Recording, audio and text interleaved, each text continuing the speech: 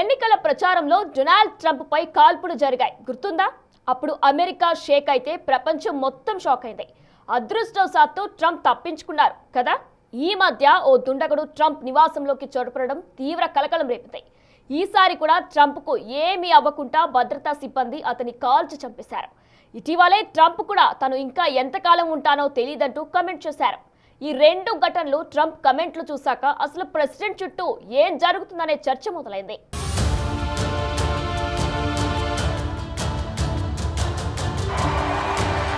Donald Trump ఈ పేరే ఓ సంచలనం. ఇటీవలి కాలంలో అమెరికా ప్రెసిడెంట్ చుట్టూ జరుగుతున్న పరిణామాలు చూస్తుంటే అమెరికా రాజకీయాల్లో ఏదో అభద్రతా భావం నీడలా వెంటాడుతోందని అనిపిస్తోంది.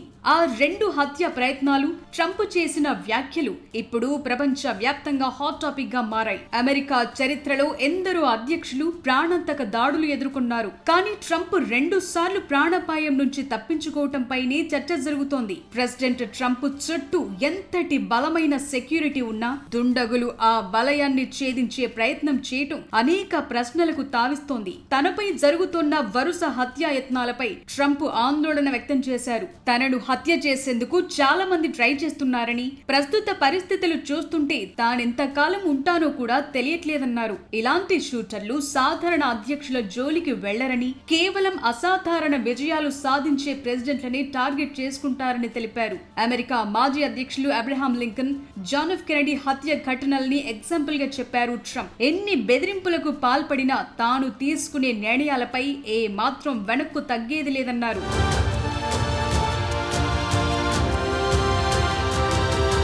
ఇటీవలే ఫ్లోరిడాలోని ట్రంప్ నివాసంలోకి ఓ సాయుధ దుండగుడు చొరబడ్డాడు. ఇది అమెరికాలో తీవ్ర కలకలం రేపింది. దుండగుడి చేతిలో ఆయుధంతో పాటు ఇంధనం క్యాన్ ఉన్నట్లు సీక్రెట్ సర్వీస్ ఏజెంట్లు గుర్తించారు. వాటిని కింద పడేయాలని హెచ్చరించిన ఆ దుండగుడు వినకపోవడంతో భద్రతా సిబ్బంది అతన్ని హతమార్చారు. 2024 జూలైలో పెన్సిల్వేనియా ఎన్నికల ప్రచార సభలో ట్రంప్ పై జరిగిన దాడి ప్రపంచాన్ని షాక్ కు గురిచేసింది. వేదికపై ట్రంప్ మాట్లాడుతుండగా థామస్ మాథ్యూ క్రూక్స్ అనే యువకుడు AR-15 రైఫిల్ తో కాల్పులు జరిపాడు. ట్రంప్ సరిగ్గా ఆ సమయంలో తల పక్కకు తిప్పటంతో బుల్లెట్ ఆయన కుడి చెవిని తాకుతూ వెళ్లిపోయింది.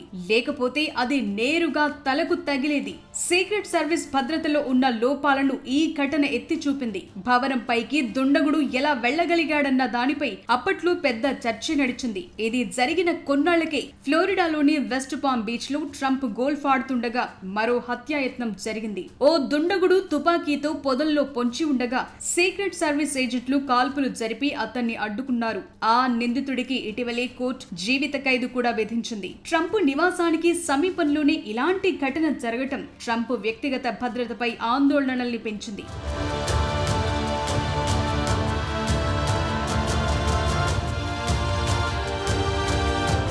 ఈసారి ఏకంగా ప్రెసిడెంట్ ట్రంప్ నివాసంలోకి ఆయుధాలతో దుండగుడు చొరబడటం సంచలనంగా మారింది. ప్రెసిడెంట్ వ్యక్తిగత నివాసంలో ఇంతటి భద్రతను దాటుకుని ఎలా రాగలిగాడనే అంశంపై FBI లోతైన విచారణ చేస్తోంది. నిందితుడి మానసిక స్థితి సరిగా లేదని కొందరు భావిస్తుండగా దీని వెనుక ఏదైనా పెద్ద కుట్ర ఉందా అనే కోణంలోనూ దర్యాప్తు సాగుతోంది. ట్రంప్ పై జరిగిన వరుస హత్యాయత్నాలు అమెరికాతో పాటు ప్రపంచ వ్యాప్తంగా తీవ్ర సంచలనాన్ని సృష్టించాయి. ఈ ఘటనలు US లో తీవ్ర రాజకీయ చర్చకు దారితీశాయి.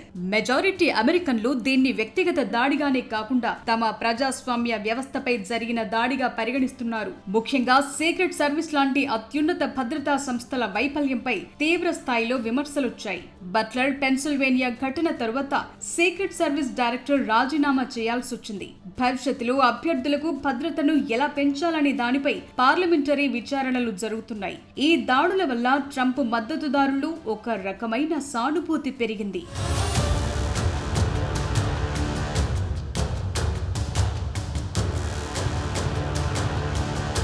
ట్రంప్ చుట్టూ జరుగుతున్న ఈ పరిణామాలు అమెరికాలో పెరిగిపోతున్న రాజకీయ అసహనానికి నిదర్శనమనే చర్చ జరుగుతుంది. ప్రెసిడెంట్ ని భౌతికంగా తొలగించాలనుకోవడం, ఆయన ఒక టాప్ టార్గెట్ గా మిగిలిపోవడం ఆందోళన రేకెత్తిస్తుంది.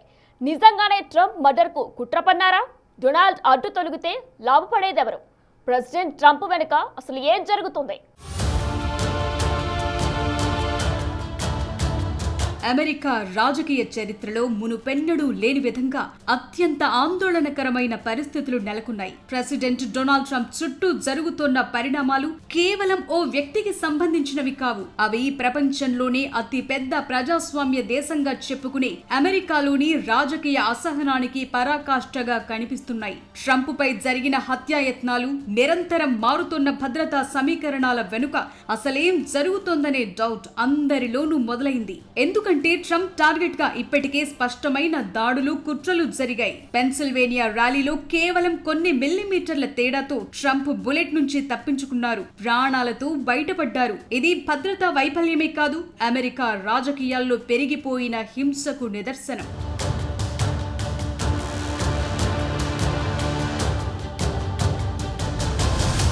కేవలం దేశీయ దుండగులే కాదు, ఇరాన్ లాంటి దేశాల నుంచి కూడా ట్రంప్ కు ముప్పు ఉన్నట్లు అమెరికా నిఘా వర్గాలు పదే పదే హెచ్చరిస్తున్నాయి. గతంలో ఇరాన్ జనరల్ ఖాసిం సులేమానీ హత్యకు ప్రతీకారంగా ట్రంప్ ని టార్గెట్ చేస్తున్నారనే ఇంటెలిజెన్స్ రిపోర్ట్స్ ఉన్నాయి. అందుకే ట్రంప్ చుట్టూ ఉన్న భద్రతను బాగా పెంచారు. ఇక ట్రంప్ అనుసరించే అమెరికా ఫస్ట్ పాలసీ వల్ల తీవ్రంగా నష్టపోయే కొన్ని వర్గాలు, గ్రూపులు ఆయన్ను భౌతికంగా తొలగించాలనే ఆలోచనలో ఉన్నాయనే చర్చ కూడా ఉంది. ఇక ట్రంప్ లేకపోతే రాజకీయంగా తమకు రోజు క్లియర్ అవుతుందని భావించే ప్రత్యర్థులు అమెరికాలో తక్కువేమీ లేరు. అమెరికా నిఘా సంస్థలు, వ్యవస్థల్లో ఏళ్ల తరబడి పాతుకుపోయిన కొన్ని శక్తులు ట్రంప్ సంస్కరణల్ని వ్యతిరేకిస్తాయి. అలాంటి వాళ్లు కూడా ట్రంప్ అడ్డు తొలగించుకోవాలని ఆలోచించే అవకాశాలు లేకపోలేవంటున్నారు.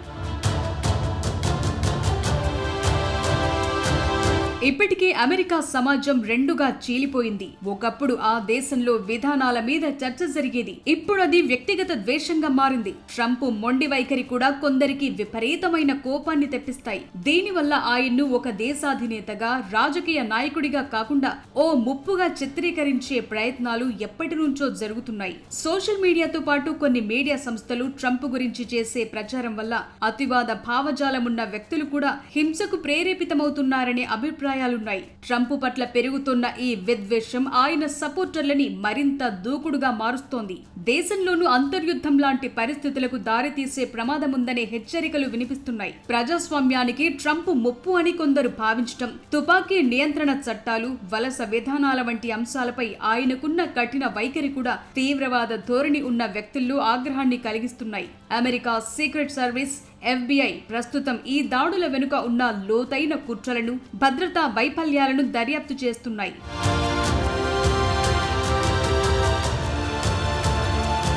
ట్రంప్ పై జరిగిన వరుస హత్యాయత్నాల తరువాత అమెరికాలో భద్రతా వ్యవస్థలో సమూల మార్పులొచ్చాయి. ముఖ్యంగా సీక్రెట్ సర్వీస్ తన పనితీరుని, ప్రోటోకాల్స్ ను పూర్తిగా మార్చుకుంది. ఇప్పుడు బహిరంగ సభలో ట్రంప్ చుట్టూ బుల్లెట్ ప్రూఫ్ గ్లాస్ ఏర్పాటు చేస్తున్నారు. వేదికల చుట్టుపక్కల ప్రాంతాలను ఆకాశం నుంచి పర్యవేక్షించడానికి సైనిక స్థాయి డ్రోన్లను ఉపయోగిస్తున్నారు. అనుమానాస్పద కదలికలను వెంటనే గుర్తిస్తున్నారు. దుండగులు దూరంగా ఉన్నప్పుడే గుర్తించి మట్టుబెట్టేలా కౌంటర్ స్నైపర్ టీమ్స్ సంఖ్యని కూడా పెంచారు. సీక్రెట్ సర్వీస్ బడ్జెట్ పెంచి అదనపు సిబ్బందిని రిక్రూట్ చేసుకుంటున్నారు. స్థానిక పోలీసులు, సీక్రెట్ సర్వీస్ కలిసి యూనిఫైడ్ కమాండ్ సెంటర్ నుంచి మానిటర్ చేసే వ్యవస్థ ఏర్పాటు చేశారు. సభలు జరిగే చోట ఏ బిల్డింగ్లపై నుంచి షూట్ చేసే అవకాశం ఉందో ముందుగానే గుర్తించి ఆ ప్రాంతాలను పూర్తిగా తమ ఆధీనంలోకి తీసుకుంటున్నారు. గోల్ఫ్ క్లబ్లు, ప్రైవేట్ ప్రాపర్టీల దగ్గర సెక్యూరిటీని మరింత టైట్ చేశారు.